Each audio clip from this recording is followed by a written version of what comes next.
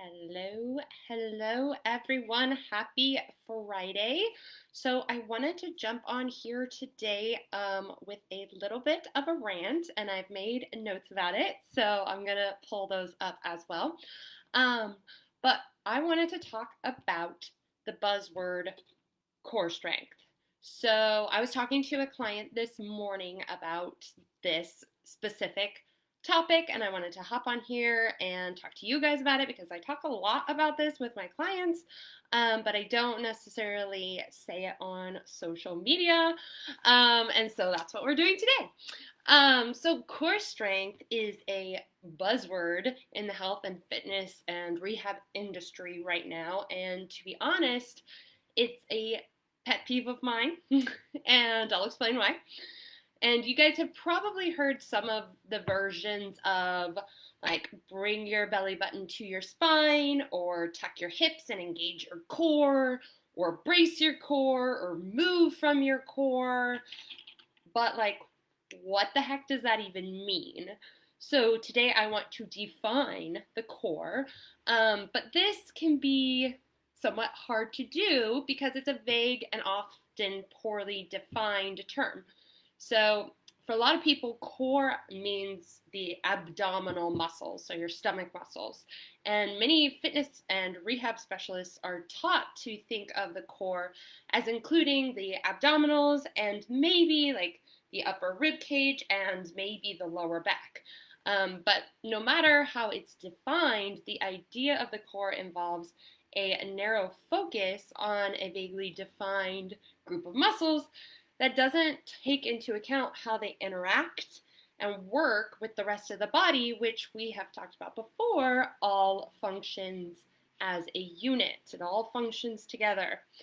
And so how and why are we being told to use our core? So many people, many fitness professionals cue you to engage your abdominals to protect your back. Okay, unfortunately, this cue is not a great way to actually protect your back.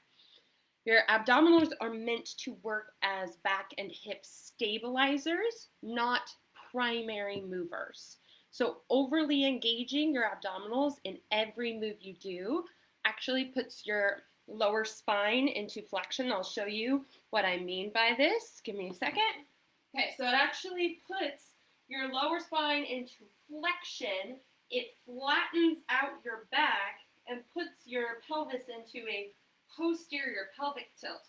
So, in a lot of fitness classes, you hear this cue like, okay, bring your belly button to your spine and tuck your pelvis, and then you're getting this flat back position. Well, this can be problematic because this is actually a very common posture that we're seeing as a pattern.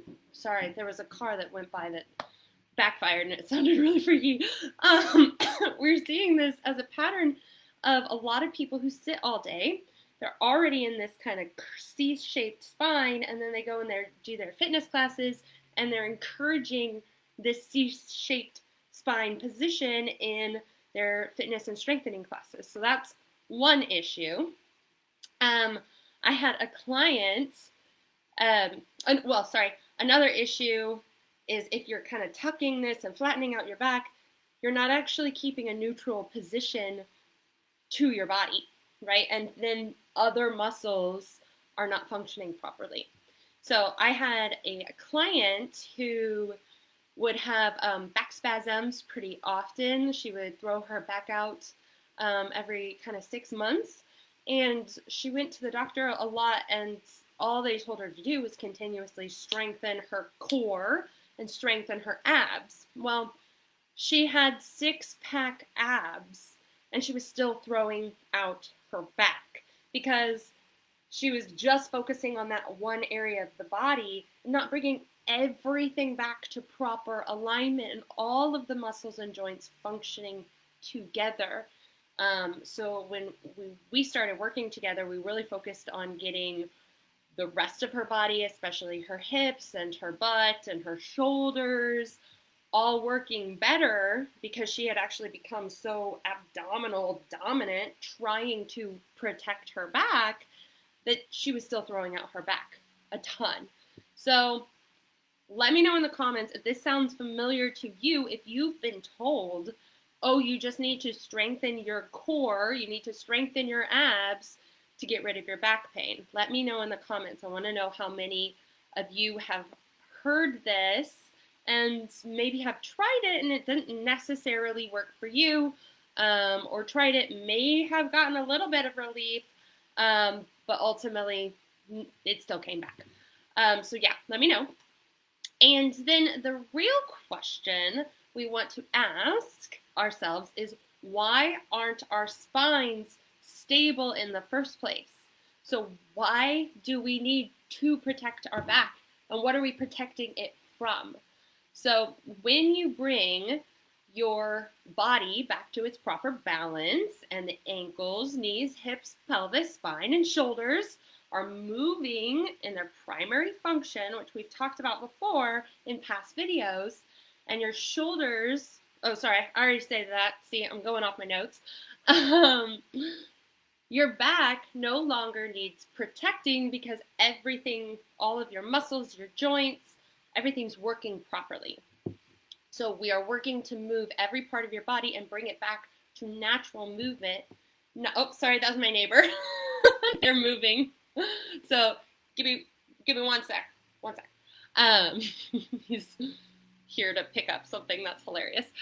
Okay, so we are working to move every part of your body and bring it back to natural movement, not unnecessarily bracing areas. So in fact, bracing your core actually prevents you from moving the rest of your body, and you can hinder your results. So one more example for you. You wouldn't contract any other muscle in your body and hold it in contraction all day. So if you were instructed to kind of do a bicep squeeze and hold this for 8 hours a day, you really wouldn't be able to straighten out your arm at the end of the day. Like, this would mess up a lot of things going on in your body. So why are we doing the same thing with our abs and consistently squeezing them all the time? So it doesn't really make a lot of sense.